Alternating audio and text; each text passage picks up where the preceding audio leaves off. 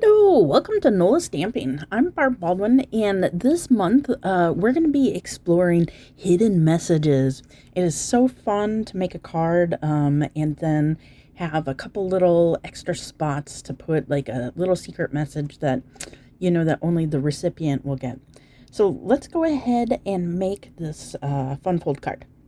So for the card base, I'm using the two-tone gorgeous grape, and so we're going to cut a piece that's 5.5 by 8.5, and that's a regular A2 card size. So we're going to also score it at 4.25 inches, and that would be just a typical, like regular A2 card size. So then it'll fit inside of a typical envelope, so no problems. So I recently have fallen in love with the beautifully celebrated dies. They're like a nesting set of kind of like curly dies with little squares on the side. And I really like how they came out. So we're going to need to cut a piece that out of the largest die that coordinates with the card base. So that's Gorgeous Grape for this one. And it'll be two different colors on that side.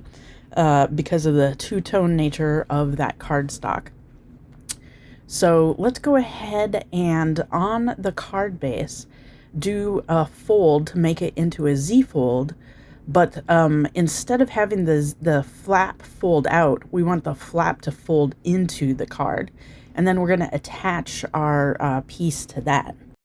So we're going to cut a couple of different pieces to decorate the interior and exterior of the card. So I'm using the Violet Dreams patterned paper. It's a new pack and it coordinates really well with that gorgeous grape. And we're going to need 4 pieces that are 2 inches wide by 5.25 inch tall. And then 1 piece that is 4 inches wide by 5.25 inch tall. So I'm going to use the blue stripe paper for the wide part. It'll be on the inside of the card, but it'll also show through to the outside of the card. Normally I would really avoid putting stripes next to stripes just because of the way that it would like just sort of clash. But the colors really are muted and go together. And then we've got the flip element to the card base. So it's not that big of a deal, but like if I was doing a card front with these different pattern papers, I would totally not put all those things together.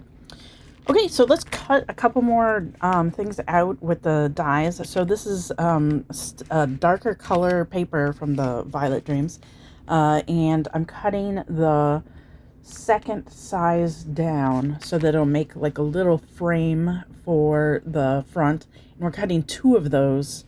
One for the inside of the card and one for the outside of the card, for like either side of the flipping mechanism. And then since I was running it through, I was like, oh, I'll just run this little floral element through because I thought that I would use it, but then it ended up not using it again. And then the next size down for the frame, we're going to cut 2 different sets of the violet flowers out. And I just like lining it up on the little element and then cutting it out. And so I'm just trying to like conserve that paper because it's a great way to get a good image without having to, not that it's bad to stamp it or anything, but like the coloring is really nice on the pattern. And so I like that, like it's all set and ready to go. So go ahead and cut that out. And I think that's all the pieces. We should be ready to start assembling our card. So let's go ahead and put that large piece on the card interior. Because it's a lighter space, you're going to need something for the card interior.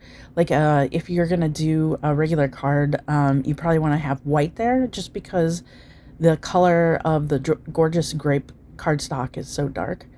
And then we're gonna just start putting those 2 inch by 5.25 inch pieces on. So like I said, It looks a little strange to me to have those stripes right next to each other, but go ahead and do it because the element will be in the middle there. And I'm putting a stripe on the front and on the back of that same side. And I'm just giving it a little bit of space so that the fold doesn't get impeded with the fold mechanism. So I'm just giving it a little bit of space there. And then for the inside, you could honestly do either one of the designs, but I went with it's kind of, again, like a bit of a neutrally sort of lavender sort of paper. So I like how like it all sort of works together. And we're going to just put one of those on each one of those little folds there. And once again, leaving a little bit of the space for where the fold mechanism goes. And now we're just going to go ahead and put together our little flipping thing. So normally a Z-fold card, like I said before, would fold to the front, but we have this one folding to the interior. So like that little area will be hidden. And then on top of that, this little mechanism sort of will make everything hidden underneath the card as well. So we're going to attach that to the little flap that's folded inward. And then when the card opens, like it'll cover up the thing that's inside of there. You could always use the green adhesive because this card is probably going to get a lot of folding and opening and stuff. So I always find that it's good to use like an adhesive that you know is going to stick. But the tape runner works just as good. So for the inside of the card, I want to make this like super special. So I decided to use the tape runner again on the green sort of frame. And then for the decorative flowers, we're just going to use some Stampin' Dimensionals and pop that up and put it inside the frame again. So now let's go ahead and stamp some of our hidden messages. So I'm using stamps from the most recent product of the month from last month, Begonia Belle. I just love a couple of their sentiments. They have one that's like, "You are my sunshine," another one that has "thank you" and a really nice script, and sending lots of happiness your way. Like those are all great sentiments. And then I also used a stamp set from the 2026 May to August catalog that's phrases and frames. And so you'll see that a little bit later. I ended up putting it on at the last minute because I thought that it would just add so much. So one of the things is because there's so many like light papers, I thought that a nice way for my little die cuts to stand out would be to take a marker and then just go like and mark all the way around the edges, and it just gives those cutouts a thin little border that just barely pops up. So I like doing that like when the pattern paper is a little busy, or if I just want those die cuts to stand out. So I did mess up on the bottom, but not to worry. I will show you how to fix that when we put the card all together. So I'm going to trim down that thank you sentiment, and we're not going to use the whole thank you sentiment on there at all, but we're going to trim it down and then set it aside for when we put the front together. Okay, so let's grab that big piece, and I want to line it up exactly underneath that purple flipping part. So I line it up on the back and then close that card. So then that way it goes exactly behind that flipping part. So it's hidden away. And then on the interior, like a little hidden part, I went ahead and put that second little placard. And let's go ahead and trim down that little sentiment. And I want to put it like on the side, sort of covering up the stems of those violets.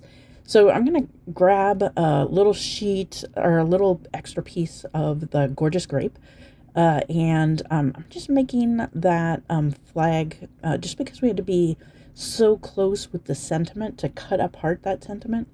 I'm just going to make a little bit of a flag using the gorgeous grape. And then that covers up like anything that would have popped out. It makes it a little bit more elegant. Now the Violet Dreams comes with these pop-out pieces, which are kind of fun. Some of them have like a white border around them, and then some of them like have no border whatsoever. So I'm punching out some of the purple ones, and I'm gonna go ahead and use some Stampin' Dimensionals, like the mini ones, and I'm going to use that to attach some of those flowers to the front and the interior. And I love doing this. Like, it sort of makes the paper feel just a little more dimensional. I'm not sure. It makes it feel like the flower is just like growing and coming out of the paper. So it's just a fun effect.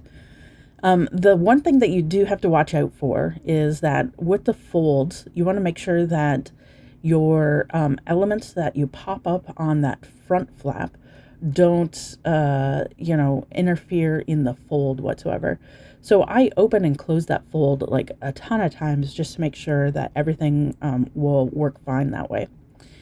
On the interior part, luckily you don't have to worry about the fold at all. So it's just going to town and adding some more of the different dimensional sort of things. So I added a bunch of the flowers and some of the greenery, and I really like how it came out. Like, I think it'll make a really special thing for any recipient. And then because, there's more of those punch-out flowers, I was like, I'm going to put some to cover up my little marker oops. So I'm going to put a little leaf to cover that up. And I'm just going to add a little flower just because it's there and I love it. And then I added one to the sentiment panel that goes on, or the signature panel on the inside. And then I realized, looking at the front cover, I thought it was a little plain. So if I was going to do this again, I would stamp it before I put the panel on, but I forgot. So I'm adding the thinking of you little sentiment on there. And then I'm just going to go ahead and use these really cool adhesive blooms embellishments. And I love these things. I am almost out because I've been using them on everything. And the purple goes just beautifully with the Violet Dreams paper pack. And I'm going to go ahead and use my last purple one on the inside of the card. And then I'm going to put a white flower in the upper right-hand corner on the blue, so that I'm not like introducing another color onto that panel. And then I'm adding the pink in anywhere that there's like pink. So that way when I look at the front cover, there's 3 as a triangle, and then you open it up, there's 3 as a triangle, and I think that that's gorgeous. Well, thanks for making this card along with me. I would love to see your version of it. So don't forget to go to the Crafty Copycat Creations Facebook page and snap a picture and put it up there. Or check out our most recent tutorials. And if nothing else, don't forget to stay crafty.